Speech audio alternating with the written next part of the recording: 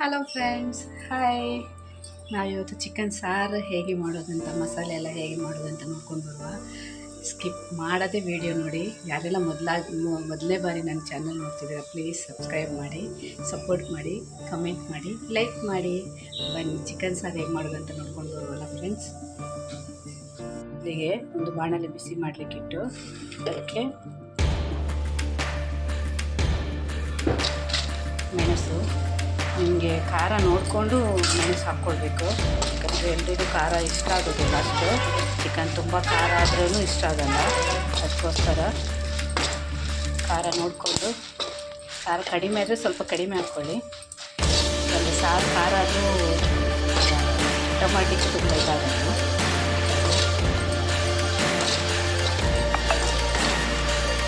Fry ಆಗಿದೆ.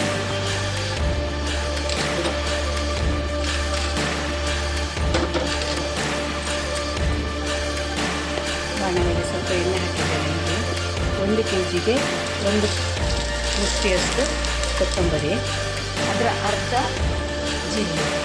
ನಾನು ಕೊತ್ತಂಬರಿ ಎಷ್ಟು ಹಾಕಿದ್ದೇನೆ ನೋಡಿ, ಅದರ ಅರ್ಧ ಜೀರಿಗೆ ಬರಬೇಕು.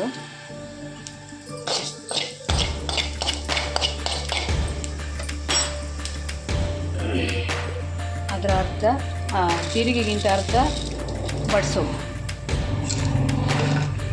ಮತ್ತು ಏಲಕ್ಕಿ 2 ರಿಂದ 3 ಸಾಕಾಗುತ್ತೆ.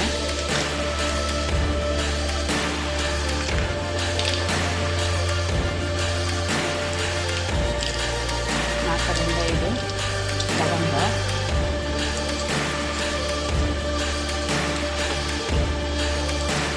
ಸ್ವಲ್ಪ ಎಲೆ,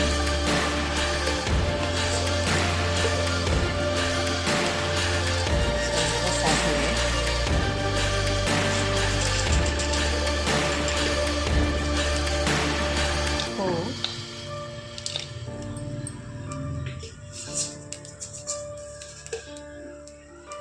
ಸ್ವಲ್ಪ ಮೆಂತೆಕಾಳು,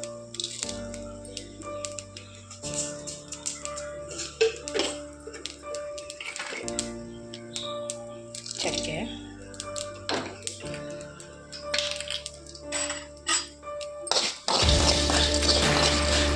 ಇಷ್ಟನ್ನು ಚೆನ್ನಾಗಿ ಹುರ್ಕೊಳ್ಬೇಕು.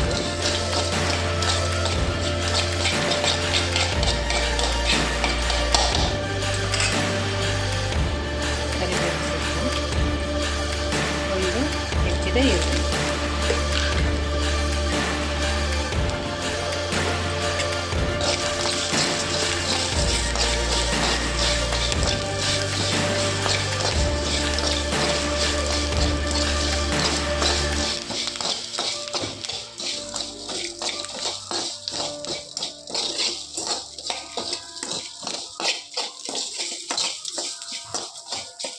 ಈರುಳ್ಳಿ ಸ್ವಲ್ಪ ಫ್ರೈ ಆಗಬೇಕು.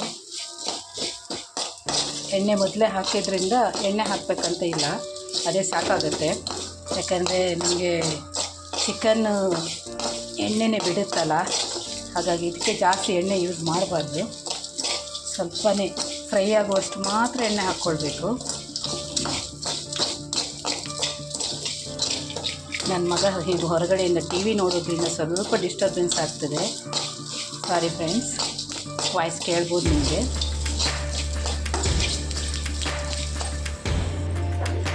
ನೋಡಿ, ಇದಕ್ಕೆ 1 ತೆಂಗಿನಕಾಯಿ ತಗೊಂಡಿದ್ದೇನೆ ನಾನು. ಅಂದರೆ ಇದು ರೊಟ್ಟಿಗೂ ಯೂಸ್ ಮಾಡ್ಬೋದು, ಇಡ್ಲಿ ತಿನ್ನಲಿಕ್ಕೂ, ಮೂಡೆ ತಿನ್ನಲಿಕ್ಕೂ, ಪರೋಟ ತಿನ್ನಲಿಕ್ಕೂ, ಚಪಾತಿ ತಿನ್ನಲಿಕ್ಕೂ, ಯಾವ ತಿಂಡಿ ತಿನ್ನಲಿಕ್ಕೂ ಇದು ಯೂಸ್ ಮಾಡ್ಬೋದು. ಅನ್ನಕ್ಕೂ ಯೂಸ್ ಮಾಡ್ಬೋದು, ರಾಗಿ ಮುದ್ದೆಗೂ ಯೂಸ್ ಮಾಡ್ಬೋದು. ಜೊತೆಗೆ ತಿನ್ನಲಿಕ್ಕೆ ತುಂಬ ರುಚಿಯಾಗಿರುತ್ತೆ.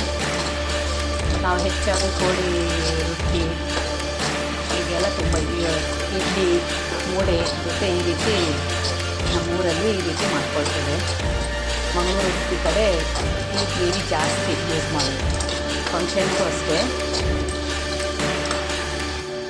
ಇದಕ್ಕೆ ಸ್ವಲ್ಪ ಅರಿಶಿನ ಪುಡಿ ಹಾಕ್ಕೊಳ್ತಿದ್ದೇನೆ. ಚಿಕನಿಗೆ ಸ್ವಲ್ಪ ಅರಿಶಿನ ಪುಡಿ ಜಾಸ್ತಿ ಬೇಯಬೇಕು. ಚಿಕನ್ ಬೇಯಬೇಕಂದ್ರೂ ಅಷ್ಟೇ ಸ್ವಲ್ಪ ಅರಿಶಿನ ಪುಡಿ ಹಾಕ್ಕೊಂಡೆ ಬೇಯಿಸ್ಕೊಳ್ತೇವೆ, ಆರೋಗ್ಯಕ್ಕೆ ಒಳ್ಳೆಯದು ಅಂತ.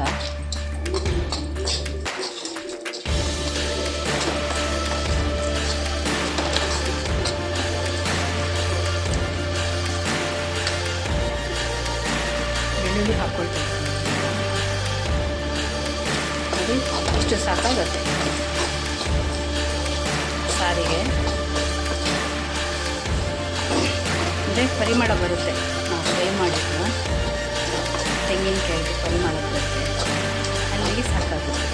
ಈಗ ಜಾಸ್ತಿ ಇದನ್ನು ಮಾತ್ರ ನುಣ್ಣಗೆ ರುಬ್ಕೊಳ್ಬೇಕು. ಮಸಾಲೆ ನುಣ್ಣಗಾಗಿರಬೇಕು ಸಾರಿದ್ದು. ಅದೇ ಸುಕ್ಕಕ್ಕಾದರೆ ಅಷ್ಟು ನುಣ್ಣಗಬೇಕಂತಿಲ್ಲ, ಮಸಾಲೆ ಪುಡಿ ಆದರೆ ಸಾಕಾಗುತ್ತೆ. ಇದು ಸ್ವಲ್ಪ ನುಣ್ಣಗೆ ರುಬ್ಕೊಳ್ಬೇಕು. ಇದೀಗ ತಣ್ಣಗಾಗಬೇಕು, ಬಿಸಿ ಬಿಸಿನೇ ಮಾಡಬಾರ್ದು. ಮಸಾಲೆ ಬಿಸಿ ಬಿಸಿಯಾಗಿ ಬಂದು ಒಂಥರ ಟೇಸ್ಟ್ ಇರುತ್ತೆ. ಇದು ಮಸಾಲೆ ಇದೆಲ್ಲ ಒಂಥರ ತಣ್ಣಗಾದ ನಂತರನೇ ನಾವು ಮಿಕ್ಸಿಗೆ ಹಾಕ್ಕೊಳ್ಬೇಕು. ಮಿಕ್ಸಿನೂ ಬಾಳಿಕೆ ಬರುತ್ತೆ ಅಂತ ಬಿಸಿ ಬಿಸಿ ಹಾಕ್ಕೊಂಡ್ರೆ ಮಿಕ್ಸಿನೂ ಬೇಗ ಕೆಡುತ್ತೆ.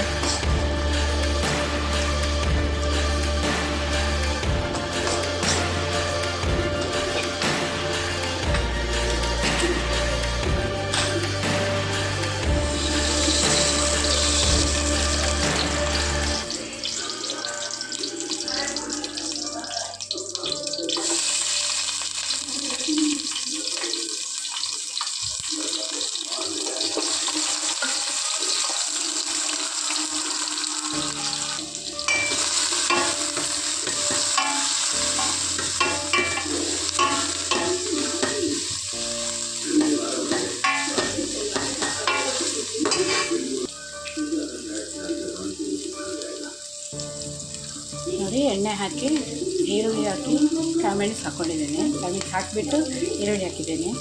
ಈಗ ಕರಿಬೇವಿನ ಸೊಪ್ಪು ಹಾಕ್ತಾಯಿದ್ದೇನೆ. ಕರಿಬೇವಿನ ಸೊಪ್ಪು ಮೊದಲು ಹಾಕ್ಕೊಳ್ಬಾರ್ದು, ಕರಟಿ ಹೋಗುತ್ತೆ ಅದು.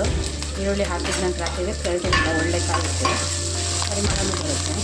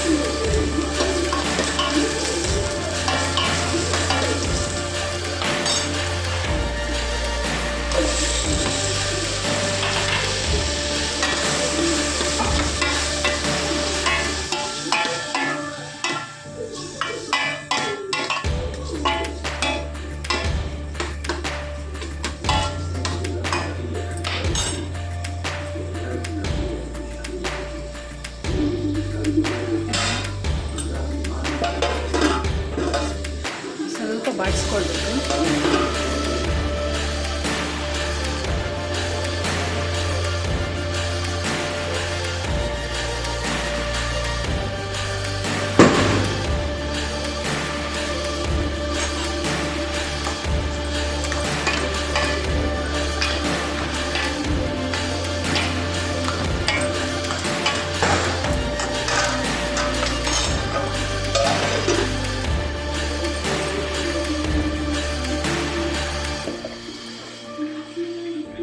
ರೆಡಿ ಮಾಡಿದ ಮಸಾಲೆ ನೋಡಿ.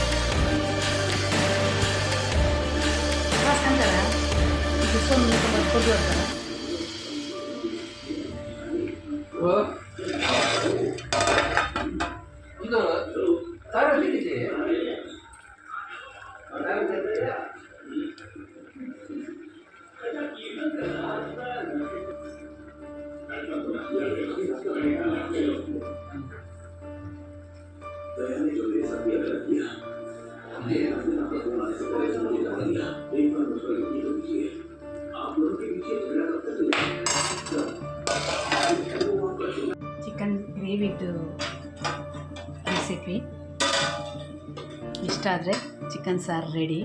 ಯಾರೆಲ್ಲ ಹೊಸದಾಗಿ ನನ್ನ ಚಾನಲ್ ನೋಡ್ತಿದ್ದೀರಾ ಪ್ಲೀಸ್ ಸಬ್ಸ್ಕ್ರೈಬ್ ಮಾಡಿ, ಚಾನಲ್ ಎಂಡ್ವರೆಗೆ ವಾಚ್ ಮಾಡಿ, ಫುಲ್ ವಿಡಿಯೋ ವಾಚ್ ಮಾಡಿ, ಸಪೋರ್ಟ್ ಮಾಡಿ. ನೆಕ್ಸ್ಟ್ ವಿಡಿಯೋದಲ್ಲಿ ಸಿಗೋಣ friends. Thank you so much. Bye.